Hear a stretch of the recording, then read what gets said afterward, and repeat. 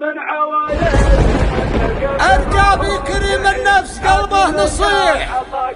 فوق هذا الأجل محتاج يجري جري